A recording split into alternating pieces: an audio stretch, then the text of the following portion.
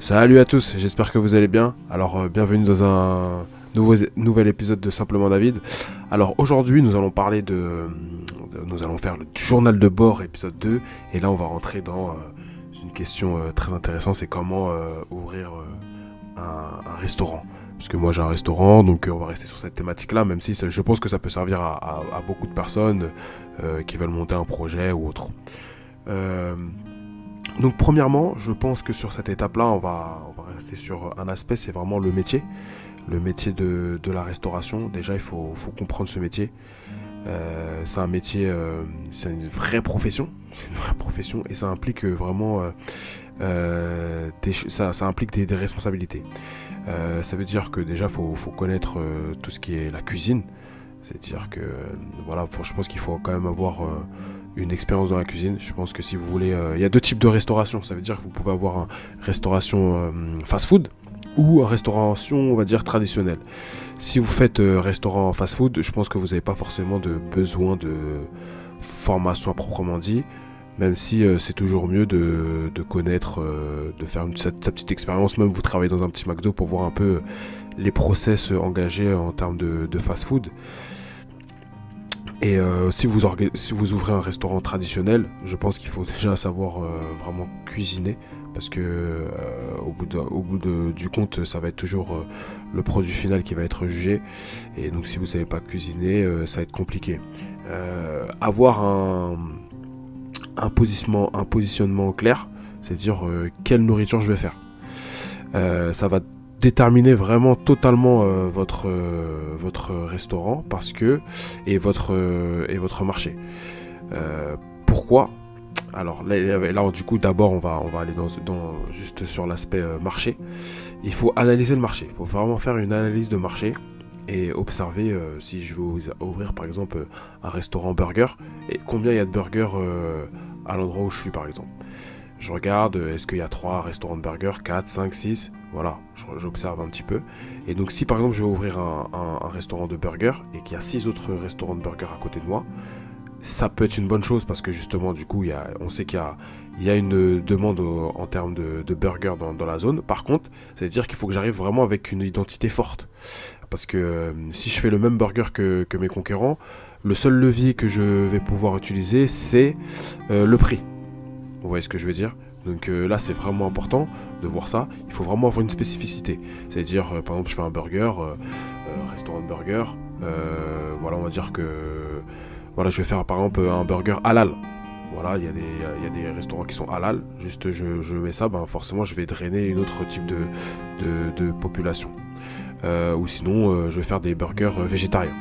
Voilà, ou des burgers de poisson. Voilà, il y a des restos comme ça de poissons qui ont très bien fonctionné parce que justement ils se sont mis sur un positionnement différent. C'est-à-dire qu'avec le même produit, vous faites un positionnement différent, vous allez pouvoir peut-être fonctionner. Donc ça c'est une première chose, c'est vraiment analyser le marché, quel que soit le type de produit que vous voulez lancer. Il faut analyser le marché et ensuite aussi, comme j'ai dit, il faut comprendre le métier. Comprendre que ça va c'est un changement de vie. En fait, c'est un autre style de vie que vous allez adopter parce que du coup, les horaires, c'est pas du tout les horaires classiques. C'est-à-dire que vous devez travailler quand les gens ne travaillent plus. Parce que même si vous ouvrez toute la journée, c'est pas à 15h que vous aurez 15h, 16h, c'est pas là le rush. Le rush, ça va être quand les gens ils ont fini de travailler. Par exemple, si c'est un fast-food, ça peut être vers 18h30 jusqu'à 20h. Moi, par exemple, dans mon restaurant, c'est souvent 20h. Le gros rush. On a, directement, vous voyez les commandes qui commencent à affluer 20h, 21h, c'est un gros pic. Et après, vous avez des restaurants aussi fast-food qui, par exemple, eux, ça marche très très bien aussi, des fois vers minuit et demi. Il y a des gens qui dorment très tard et qui ouvrent il y a des restaurants qui ouvrent vers jusqu'à 2h du matin. Et là, ils ont des pics à partir de là. Donc là, c'est un style de vie que vous allez, un nouveau style de vie que vous allez devoir adopter. Et c'est beaucoup de travail. C'est beaucoup de travail, donc il faut vraiment penser à ça parce que pour fonctionner en restauration, le mieux je pense que c'est de tenir sur le long terme. Je pense que si vous venez pour faire un casse, vous n'allez pas réussir. Je vous le dis directement parce que les marges elles sont pas forcément énormes. Donc vous n'allez pas faire un casse avec un restaurant. Peut-être que si vous multipliez par 5, 6, 10 restaurants, voilà, vous allez pouvoir faire un casse. Mais non, mais c'est avant tout un style de vie que vous allez adopter. Et donc ça, faut vraiment l'analyser dans ce sens-là. Et bien analyser le marché. Le marché qui va être du coup corrélé à l'idée que vous allez proposer au marché. C'est-à-dire que, comme je l'ai dit précédemment, vous allez devoir proposer un produit peut-être pareil que les autres, mais il faut proposer un produit similaire mais différent. C'est un peu bizarre ce que je dis, mais voilà, faut vraiment, comme j'ai dit, reprenez ma théorie sur par exemple le burger. Voilà. Si vous arrivez dans une zone par exemple où il y a très peu de restaurants et que là vous lancez un restaurant, faut voir aussi est-ce que ça va fonctionner. Pourquoi ? Parce que ça veut dire qu'il n'y a pas trop de passages. Vous voyez ce que je veux dire ? Donc là, ça c'est vraiment le marché, il faut vraiment l'analyser.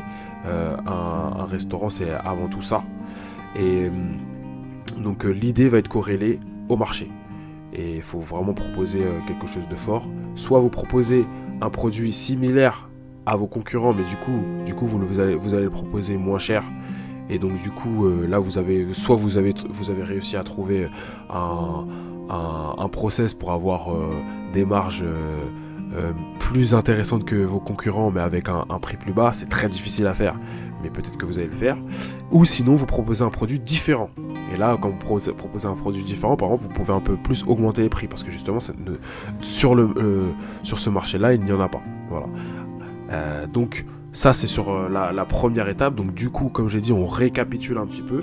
Donc, il faut comprendre le métier, parce que ça implique des changements dans votre vie, forcément. Et je pense que voilà, c'est pas fait pour tout le monde. C'est vraiment pas fait pour tout le monde. Il y a plein de gens qui se lancent dans la restauration parce que, en soi, il faut savoir que c'est pas si compliqué que ça que d'ouvrir un restaurant pour moi. Pour moi, c'est pas plus compliqué que ça, surtout en matière de fast-food. Vous voyez tous les fast-food que vous avez à côté de chez vous. C'est pas plus compliqué que ça. Par contre, tenir, c'est le plus compliqué. Tenir, c'est le plus compliqué sur le long terme. Avoir un produit qui fonctionne, vous avez beaucoup de restos qui ferment. Et souvent sur les 3 ans. Donc, sur les prochains épisodes, je vous expliquerai un peu comment, justement, quand vous allez commencer, comment tenir sur le long terme. Parce que pour moi, c'est comme je le dis, je le répète, un restaurant, c'est avant tout un style de vie. Faut aimer ça, faut aimer le métier. Et voilà, comme ça, c'est un style de vie, donc il faut pouvoir tenir sur le long terme. C'est pas juste vous allez arriver et vous allez faire un casse et vous allez prendre un gros billet. Non, pas du tout. Ça fonctionne pas du tout comme ça. Si vous voulez faire du court terme, fuyez la restauration. Si vous voulez devenir riche, rapidement, fuyez la restauration. Ce n'est pas là que vous allez devenir riche. Okay. C'est sur le long terme que vous allez pouvoir prospérer dans ce business-là.